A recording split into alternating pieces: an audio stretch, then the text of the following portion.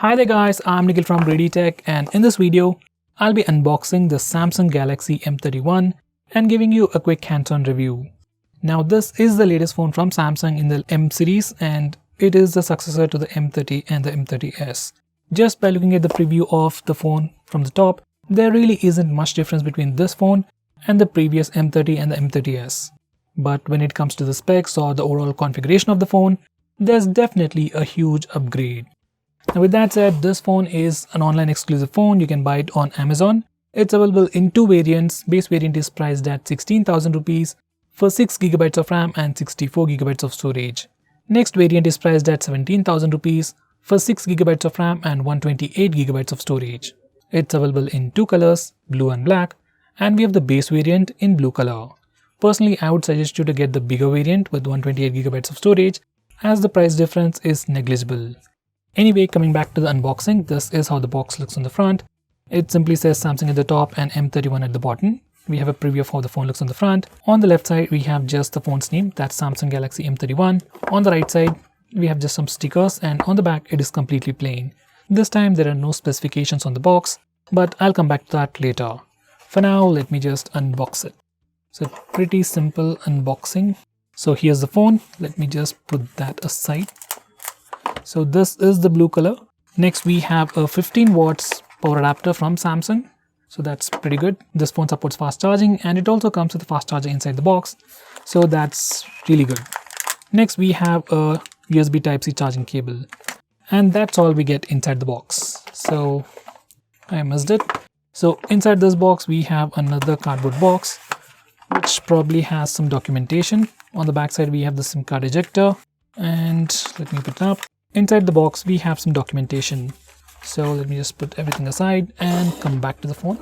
So this is how the phone looks. It comes in this plastic wrapping. Let me remove it. On the back we have a sticker with IMEI numbers and some warning information. We can remove that as well. So guys, this is how the phone looks on the back and this is how it looks on the front. Now let's have a physical overview. On the back, this phone has a plastic back panel. It's not fiberglass, at least it doesn't feel that way. It has a reflective pattern and it attracts a lot of smudges. At the top, we have the camera module with 4 cameras along with a single LED flash. Beside that, we have the fingerprint scanner, and at the bottom, it has a Samsung branding. Now on the front, we have a massive display with an Infinity U notch protected by a 2.5D curved Corning Gorilla Glass 3. On the right side, it has the power and volume buttons. They are made of plastic, but they are not sufficiently elevated. It's kinda hard to trace these buttons. At the top, it has a secondary mic for noise cancellation. On the left side, it has just the SIM card tray housing 2 nano SIM slots along with a dedicated SD card slot. Finally, at the bottom, we have the 3.5mm audio jack followed by the USB Type-C charging port, primary microphone, and the mono speaker grill.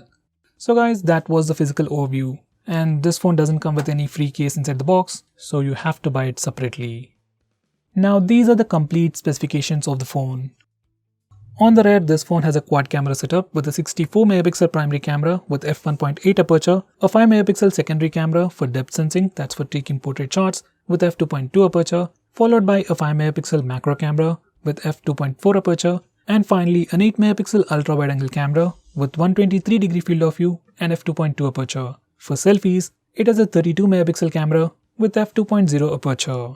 On the front, it has a massive 6.4-inch Super AMOLED Infinity U display with Full HD Plus resolution, 420 nits of brightness with Corning Gorilla Glass 3 for protection. It also has wideband L1 support. Under the hood, it sports an Exynos 9611 processor with Mali G72 MP3 GPU. It's an octa-core processor with 4 Cortex A73 cores and 4 Cortex A53 cores, coupled with 6GB of LPDDR4X RAM and 64GB of storage. It will be running One UI 2.0 based on Android 10. Finally, powering this device is a massive 6000 mAh battery which supports fast charging and also comes with a 15 watts power adapter inside the box. So guys, these are all the specifications. Now let me turn on the phone, set it up, and come back to you in a second. So guys, this is how the phone looks once we turn it on and set it up. This is the default launcher, the same one from Samsung phones. And now let's check the storage information. So guys, out of that 64GB of storage, we get about 48.8GB of space for our user apps and user data, and out of that 6GB of RAM, we get about 3.3GB of RAM free, which is definitely more than sufficient. Now let's check out the about page. So this phone is running One UI 2.0 based on Android 10, and right out of the box it has a February security patch, which is pretty good. Now let's check the camera interface. This phone has a quad camera setup with a 64 megapixel camera and brings in a lot of cool new features. So this is the camera interface for the rear camera, and this is how it looks. And this bubble or blue button over here is for Scene Optimizer, which is like AI mode from Samsung, which can improve your images. Anyway, if you don't like it, you can disable it from here. This phone has a 64 megapixel primary camera and an 8 megapixel ultra wide angle camera. If you want to switch to the wide angle camera, you can click this button or the toggle, and now we are using the wide angle camera.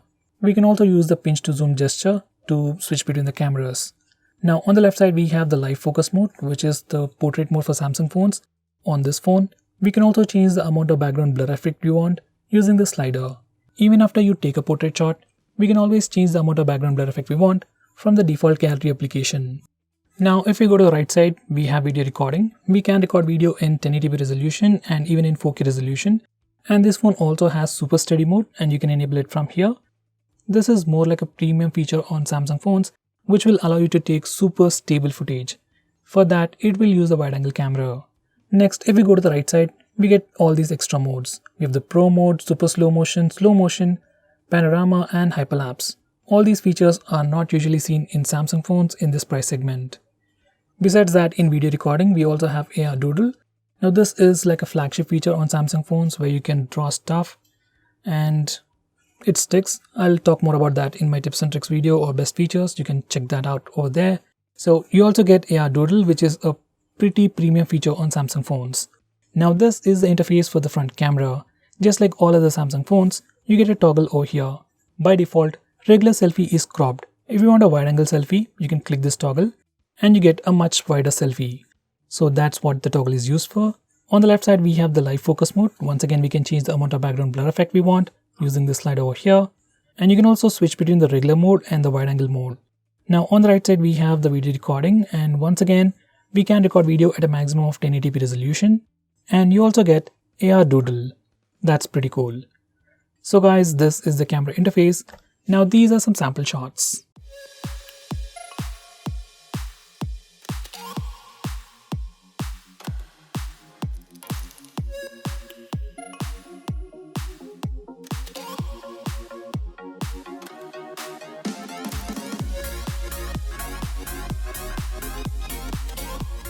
Now let's check the speaker loudness.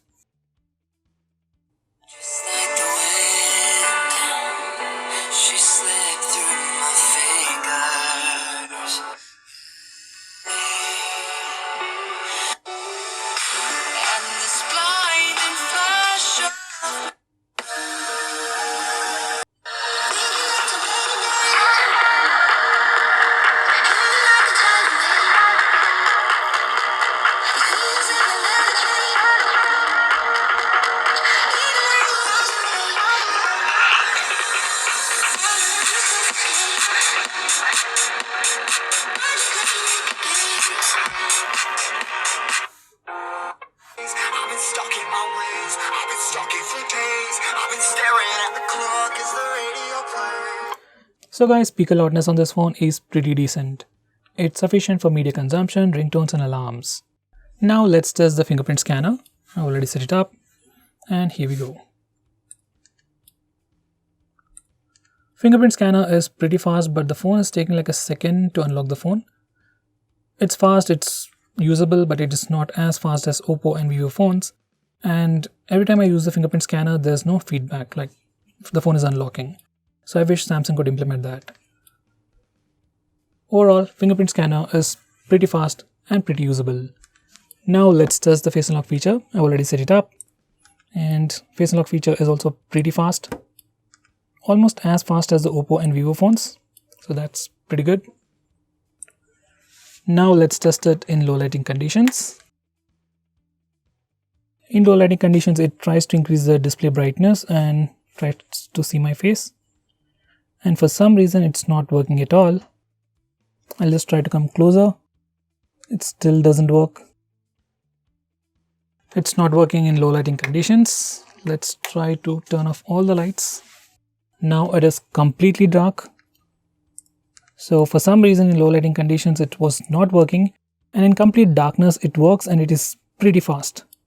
I don't know if it's a bug or the lighting conditions are bad, but it is working in complete darkness. So guys, that was the face unlock feature. It's pretty usable, but I'd rather use a fingerprint scanner instead. Now this is the default launcher and this is the app drawer, and as you can see there is quite a bit of bloatware. So if there is anything that you don't use, just uninstall them as soon as possible. Now before I conclude, these are the benchmark scores. So guys, this is the Samsung Galaxy M31. Initial impressions, phone doesn't feel all that thick or heavy. It is thick and it has a bit of weight to it, but doesn't feel all that heavy. In my initial usage, everything was super smooth, there was no lag. Samsung's One UI has really evolved and it is now much more smoother. And AMOLED display is something I really love, so you don't really have to talk about the display. It's the best in the market and the best in the price segment. Well, except for POCO X2, which comes with a 120Hz display. Anyway, coming back to this phone, if you're a Samsung fan and if you want to buy a Samsung phone under 20,000 rupees, this is something you can definitely consider. So guys, what do you think about this phone? Do let me know by commenting below this video, and if you have any questions about this phone or anything else, tweet out to us with the hashtag AskGreedyTech on Twitter and we will try to make it as soon as possible. I'm Nikhil from Greedy Tech signing off. Have a nice day.